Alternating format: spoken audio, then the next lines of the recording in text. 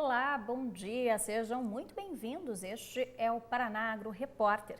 No programa de hoje vamos falar sobre solos, fertilidade, perdas e erosão.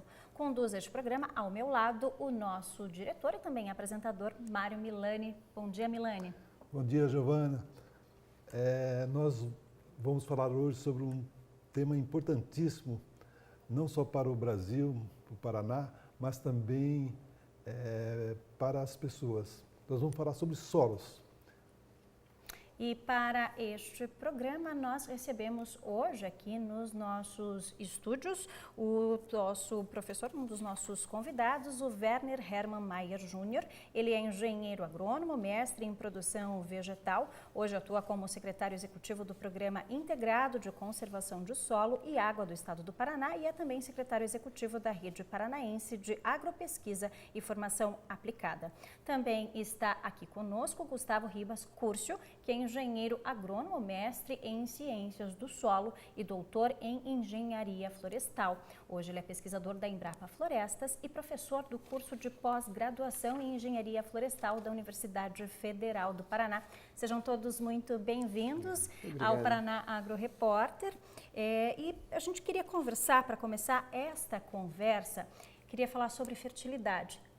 A gente precisa analisar vários quesitos do solo. Fertilidade, pH, fluxo de água, erosão, mas são apenas alguns desses pontos a serem analisados. Mas para a gente começar, o que é um solo de boa qualidade? Como está o solo do Paraná? Bom dia. Bom dia. Em geral, o Paraná conta com solos de excelente qualidade, né? A fertilidade do solo ela pode ser construída, mas em muitos casos a gente já tem naturalmente um solo fértil. É importante a gente estar atento à aptidão do solo, né? Nós temos parâmetros que determinam essa aptidão e em função disso é que é tecnicamente determinado o que se pode fazer, de que forma a gente pode explorar esse solo. Professor? Bom, eu queria complementar as palavras do Werner, dizer que o Paraná é até um estado privilegiado, nós que fazemos levantamentos de solos, né, no Paraná, no sul do Brasil. O Paraná é privilegiado em termos de solos e muitos dos nossos solos eram de altíssima fertilidade. Essa fertilidade decaiu um pouco com o tempo e agora com os trabalhos de manejo e conservação de solos, nós estamos recuperando muita fertilidade, a capacidade produtiva, mas ainda faltam alguns quesitos para nós melhorarmos. Mas isso não é só o estado do Paraná, né? Isso como o Brasil. Mas nós temos informação, né, Gustavo, que nós temos algumas regiões já do Paraná com início de desertificação. E também temos ainda erosões enormes, né? E contaminação do solo por agroquímicos. O que você pode falar sobre isso? Werner, eu diria que apesar, a despeito de todo o esforço que o estado do Paraná está sempre na vanguarda, né, nesse quesito de solos, ainda faltam algumas informações técnicas que nós deveremos implementar dentro do sistema de produção. Por exemplo, o manejo que se faz de solos no Paraná. Em determinadas regiões, nós temos muitas diferenças de solos ao longo da paisagem. E, obviamente, o manejo deve ser adequado à condição de cada solo na paisagem. Então, as fertilidades mudam, desde o topo da pedossequência até embaixo, na beirada de rio. Então, é um aprimoramento que deve ser feito, levando em consideração condições de relevo para se pensar na concentração de água, porque hoje a nossa maior preocupação não é só a produção, nós temos que produzir carne, madeira, grãos, mas temos que produzir água de boa qualidade. Então, nós que trabalhamos muito em rios e fazemos pesquisas em nascentes, nós temos visto muitas nascentes que tinham caráter perene, por terem problemas nas zonas de recarga, lá em cima, elas se tornaram intermitentes. E isso é um problema, porque é premente a necessidade da água, né? Então, quando se fala de outorga de água, nós temos que pensar em fazer recarga de aquíferos livres, e são os principais para nós da agricultura, nós precisamos de muita água.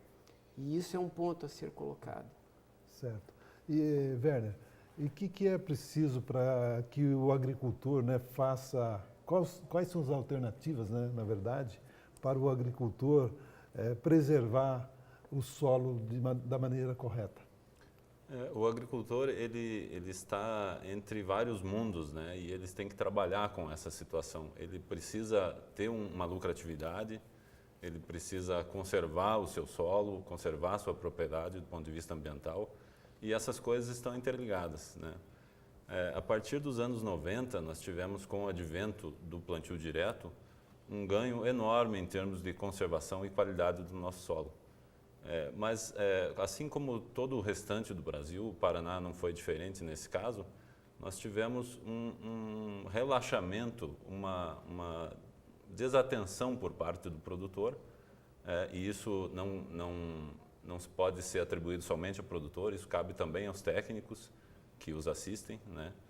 E isso nos chamou a atenção e graças a essa mobilização que se deu em torno de 20 e poucas entidades, é que se criou o ProSolo, que é o Programa Integrado de Conservação de Solo e Água do Paraná.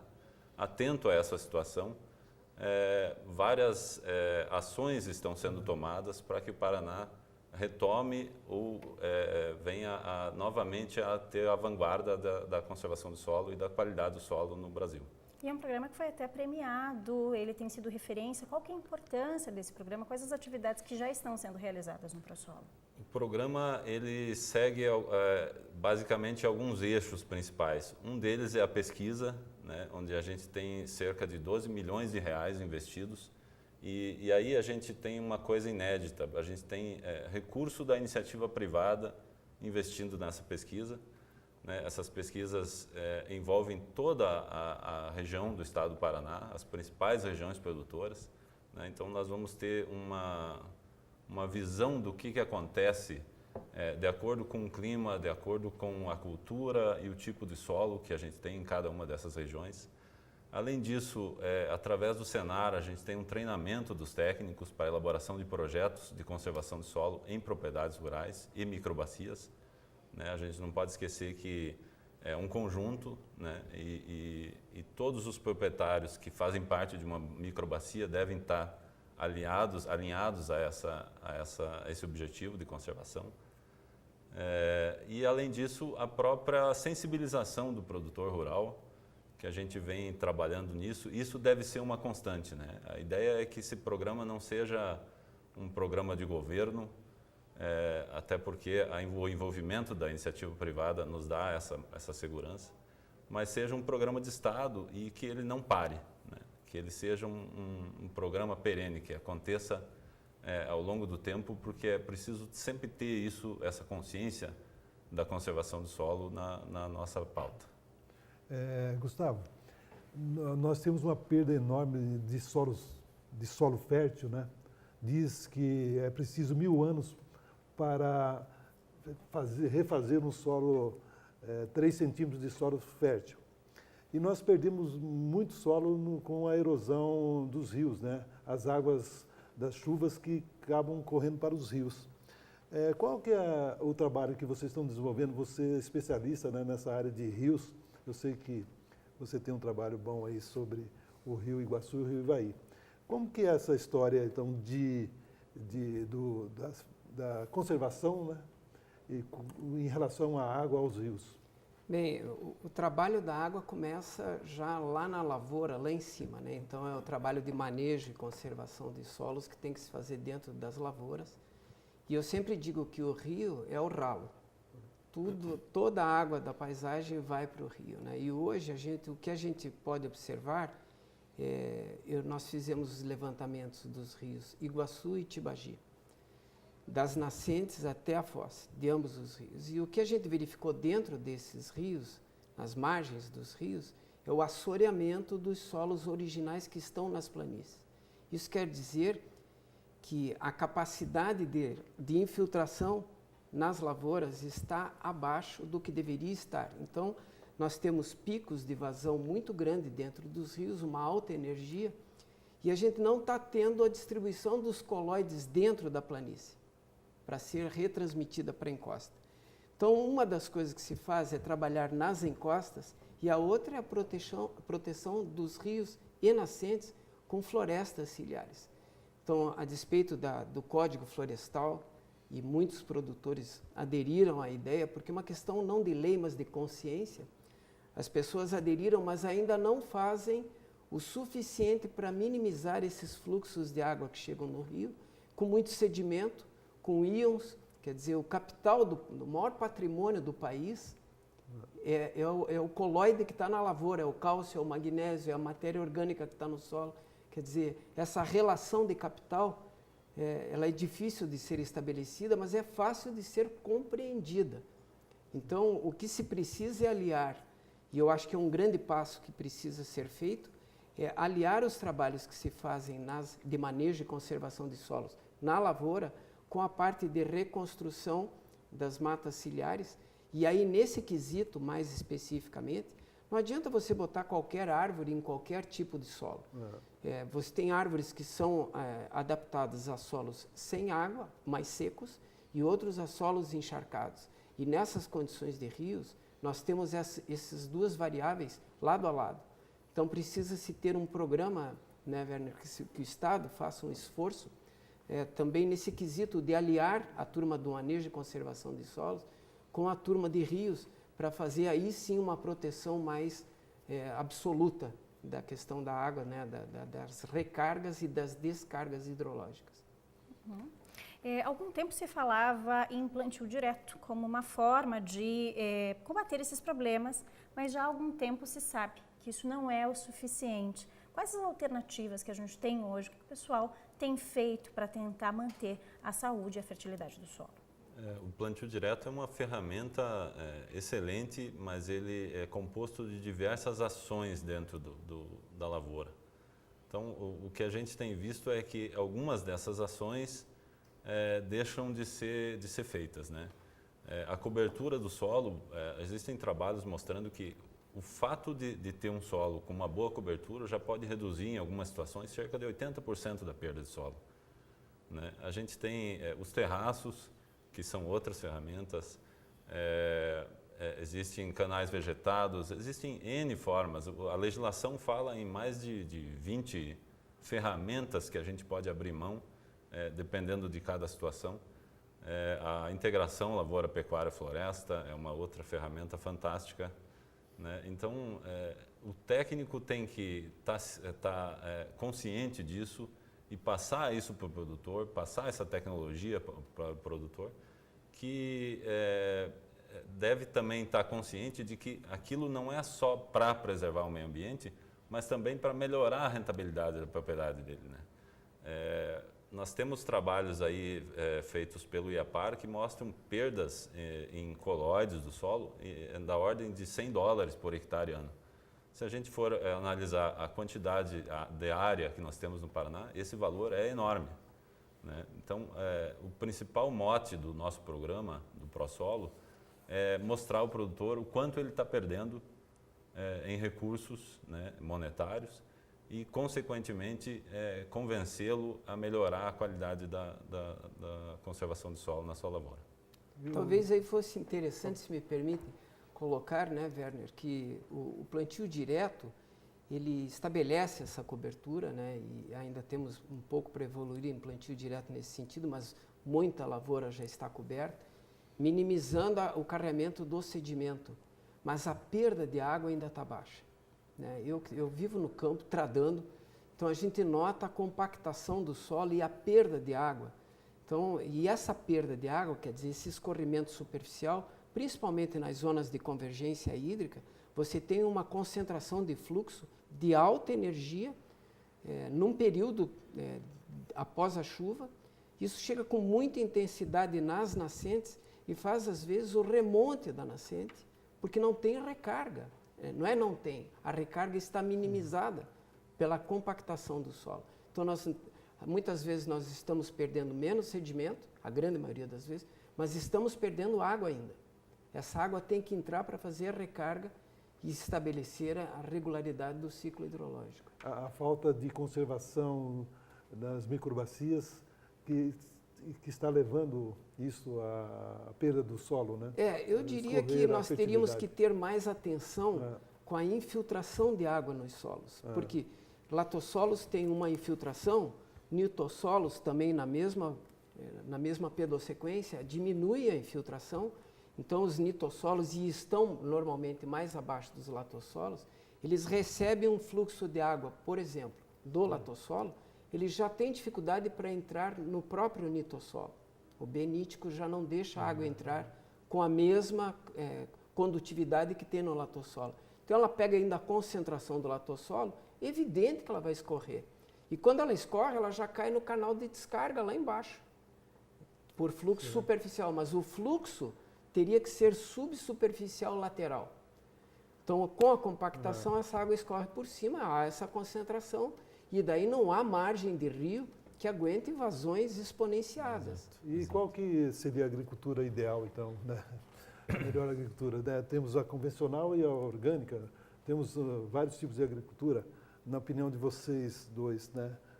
Qual que seria essa agricultura que pudesse reter mais o solo? Eu entendo o que o Werner estava colocando. O plantio direto é a alternativa, agora ela vem acompanhada de uma série de práticas na lavoura e também quando se identificar as insuficiências de rugosidade na beirada das nascentes e rios, também tem que se trabalhar lá. Não basta apenas o agricultor ficar... Se queremos cuidar de água, é inteira, a rampa é inteira até a descarga. E como que é, Werner, o plantio direto? Só para que as pessoas, os telespectadores, nossos amigos de casa, né, possam entender. Tá. O plantio melhor. direto, ele se baseia em 3 premissas básicas, né? Que é o não revolvimento do solo, quer dizer, a não gradagem, né? A cobertura do solo e a rotação de culturas. E nesse aspecto, a rotação de culturas é extremamente importante no que diz respeito à taxa de infiltração de água no solo, né? Nós temos um trabalho da Itaipu, que já vem de alguns anos, e mostra que nessa bacia que vem sendo estudada, a água que infiltra da chuva demora até 5 dias para chegar no rio, né? Então, o que o professor estava comentando, que essa alteração de vazão no rio é enorme quando você não tem essa infiltração, porque toda a água que bate da chuva imediatamente vai ao rio, né? Sim. E essa água deixa de ficar disponível para a planta, né? Nesse momento, ela simplesmente escorre rapidamente pelo rio. Então, sem dúvida, o plantio direto é uma ferramenta imprescindível, mas ela muitas vezes tem que vir aliada de outras ferramentas para que a gente tenha essa conservação adequada. O senhor falou em rotação de culturas, existe uma quantidade mínima, existe algo ideal, um número de quantos rodízios, de quantas culturas devem ser feitas para manter o solo saudável? A rotação ela tem que ser estabelecida de acordo com cada região, né? De acordo com cada tipo de solo, mas basicamente ela tem que alternar tipos de raízes diferentes, né? Para que essa água possa infiltrar. E aí a gente bate no aspecto econômico, né? Que muitas vezes você teria que colocar ali uma cultura que não vai te dar um retorno econômico direto, mas que vai ser extremamente importante para melhorar a taxa de infiltração de água no solo. Essa resposta econômica, às vezes, não vem de imediato. Tu vai colocar uma cultura ali que vai ser incorporada no solo, né? Vai servir de cobertura, mas não tem um valor venal. Mas ela vai responder na cultura subsequente, seja ela soja, milho ou trigo. E a gente tem certeza de que essa resposta é eficiente e a gente busca sensibilizar o produtor para essa questão. Até tem uma citação bíblica, né, de que o homem veio da terra e voltará para a terra, né, Gustavo? E tem uma coisa relacionada a isso, a água, né? E a informação técnica da pesquisa é que não se produz água. A água é a mesma de milhões de anos, né, no mundo.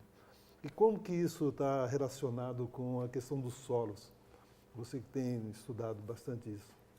Bom, Mário, nós, inclusive aqui, isto é, no Paraná, nós temos uma diversidade de solos que, naturalmente, em todos os lugares, os solos estão adaptados. Um dos condicionantes para a formação de solo é o regime de umidade do solo, se menos úmido ou mais úmido, e os extremamente alagados. Então, os solos mais frágeis que existem, normalmente, são os solos que estão sob condições de alagadiço.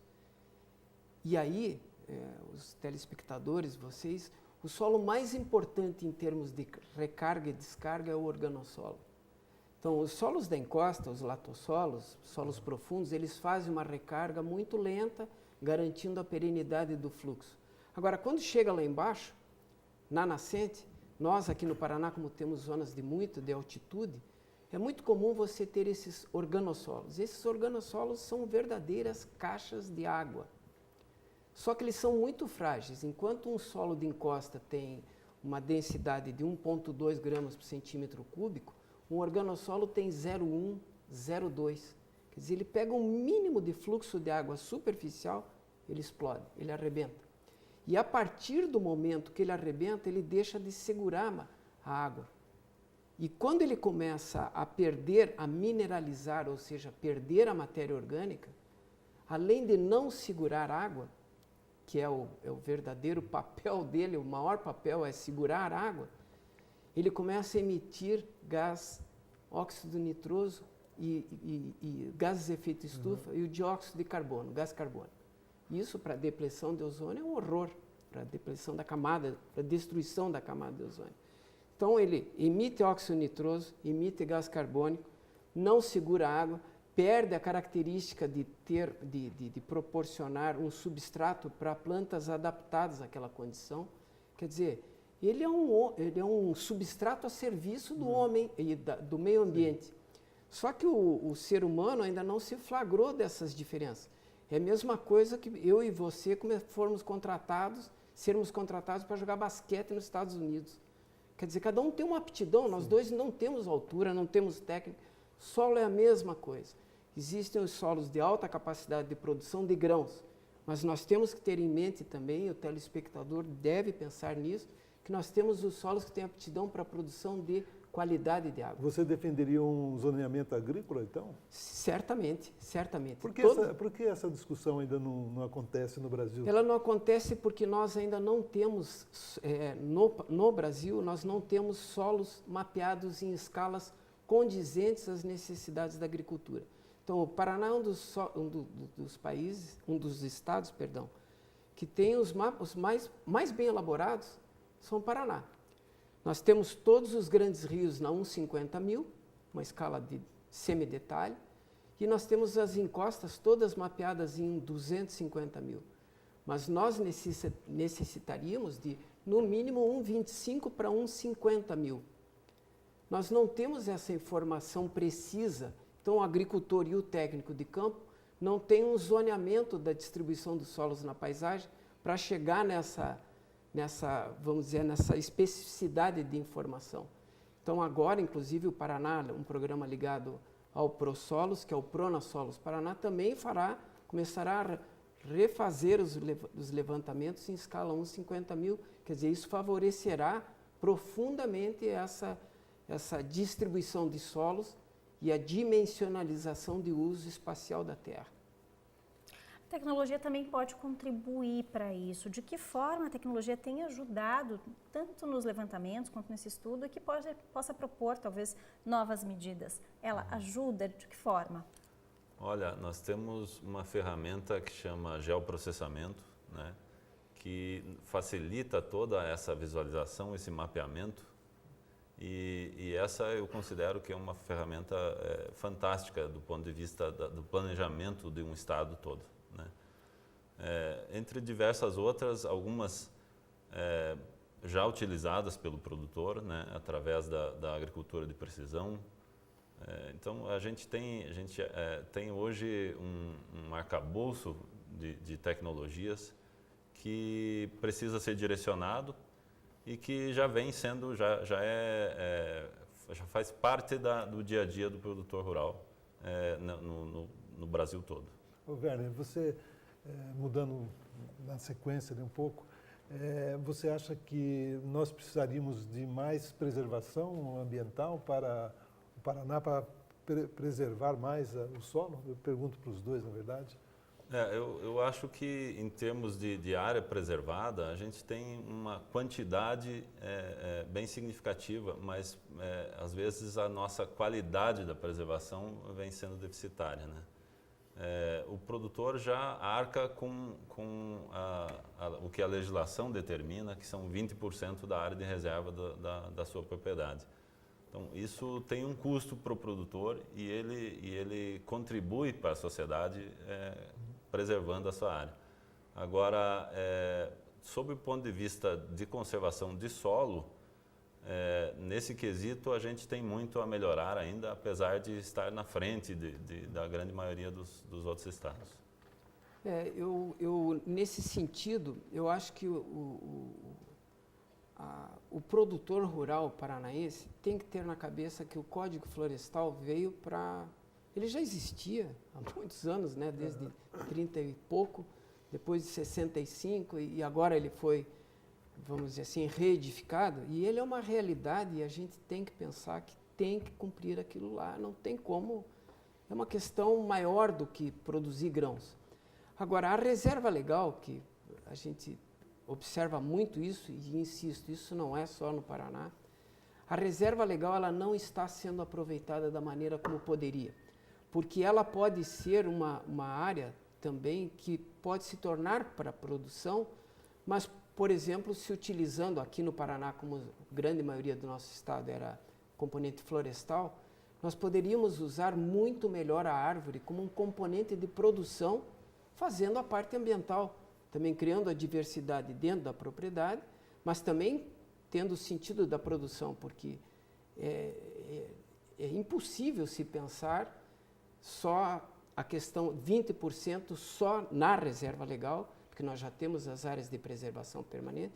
Na reserva legal, se pensar só em proteção, se o produtor quer, tudo bem, mas ele é possibilitado a usar de forma produtiva a reserva legal. E aí eu acho também que o Estado carece de informações do uso da árvore a serviço também do homem. Os sistemas de produção que podem ser inseridos junto da reserva legal, junto da área de preservação permanente, mas fazer a área de reserva legal produzindo através da árvore. Tá certo. Eu gostaria de agradecer a participação de vocês. É um assunto que rende, provavelmente a gente volte a conversar sobre isso. Mas nós ficamos por aqui, não é, Milani? Isso, bom dia e até o próximo sábado.